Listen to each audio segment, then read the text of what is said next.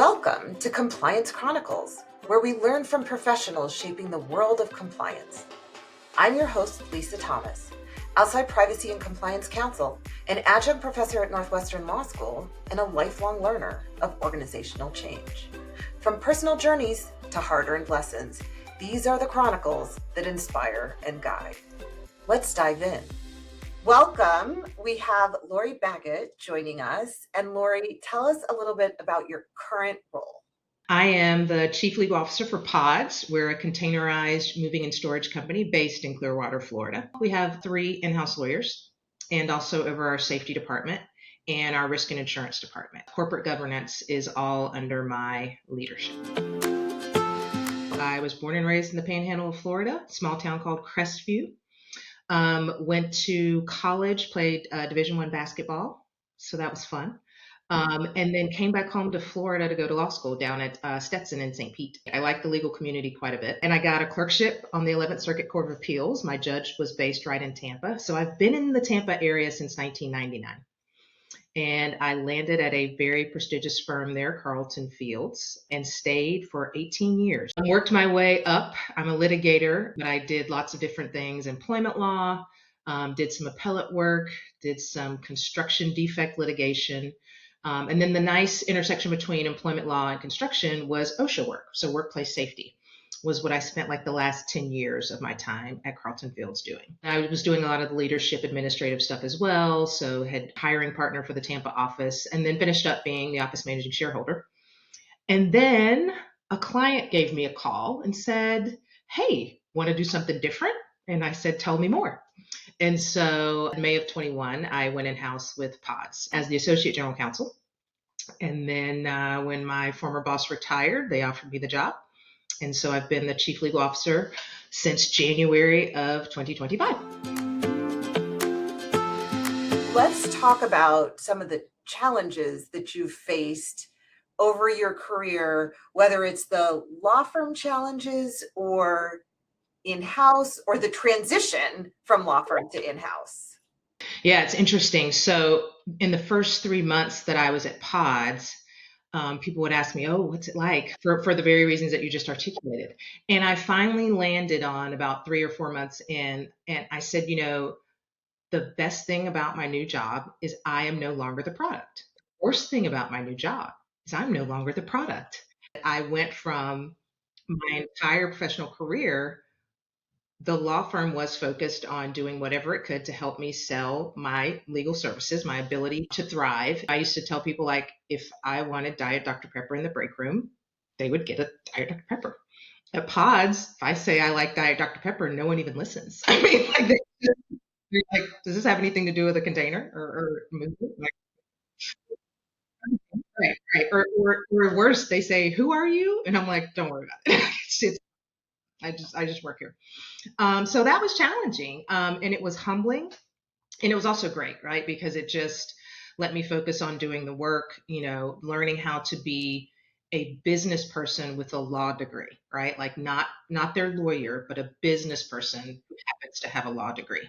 And it's been the traditional things of how do you make sure they invite you to the meetings, that they want to have you there, that they want to partner with you. They don't view you as, you chill the conversation, you chill the innovation, your guardrails are just the Department of No. How do you overcome that? How do you really let them know that you're there to help them get to yes, which is the way I try to let them know is my job. And so that was a little bit challenging. My former boss was very helpful. He had been in-house for quite some time. And he was just steady Eddie, right? He was calm in the chaos. He was unflappable is what we used to say. It helped me learn patience in a different kind of way, and really just learning how to push and when to push, and understanding challenges. Any other challenges that have been like very much on your shoulders since you have had this role? And that was hard when you're new, trying to understand, like, what are we doing here? Like, why do we do it this way? And people are like, "Whoa, you just got to hurry up and do it." So that was hard to be learning the business that way. But as things kind of slowed down and allowed me to spend more time studying and learning about how we do what we do, what the propositions are for how we make money. That was a welcome respite, if you will. But I think people leadership at the end of the day is still the same struggles of people leadership, whether you're at whatever place where you are. Um, learning how to give and receive constructive feedback can be hard. Um, and then just also finding the space to speak up for yourself. Like, one of the things I always like to say is do no harm, but take no stuff. Still finding the ability to stand up for yourself and get the feedback that you need, the mentorship that you need, the breaks that you need, all of that.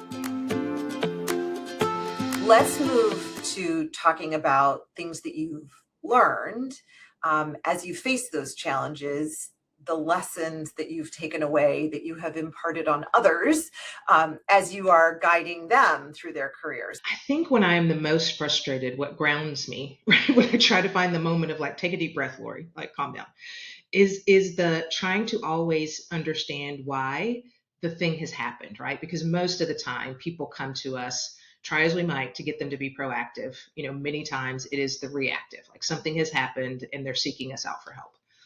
And so trying to remind myself that, people don't wake up in the morning, shower, get dressed, go to work and say, I really want to do a terrible job at work today. Like, let's just go in there and mess it up. Right. Like, so they're trying, right? They're trying. And so I try to remind myself, are we giving them the best tools? Are we breaking it down so that they understand what's expected of them? Because many times we're not. Many times it's process. And, just understanding that really linking arms, getting in the boat with them is usually how I try to visualize it in my head. Always speaking in terms of we and us and, why did we do that? The royal we, why did we do that? What were we thinking? And really understanding the situation and then trying to find the path outward, as opposed to just being the lawyer coming in after the fact and Monday morning quarterbacking. I find that has helped people be more open to bringing things to me sooner. I think there's a big lesson there of creating systems that allow people to do the right thing. And even sometimes we've been looking at it from an operational standpoint of how much we may be asking our leaders in the field to do, and still, having to look at time and motion studies to say like, they only have this many hours in the workday, right? So make some decisions about how important these things are that you're asking them to do and prioritize, right? Set them up for success. Don't just keep adding to their plate without considering all the other things they're supposed to be doing. Any parting advice, either for people who are just starting out in their career or for folks that are same level that we are, I'm not saying age, but the same level that we are, and looking for a little bit of inspiration? I think probably one of the other, after I progressed through everybody saying, oh, what's it like? How are you doing? I think one of the main things I tell people is that it's still about relationships. And so it doesn't matter what level of your career that you're at, relationships matter. And so genuinely and authentically showing up and building those relationships, people that understand me and how I want to show up in this world.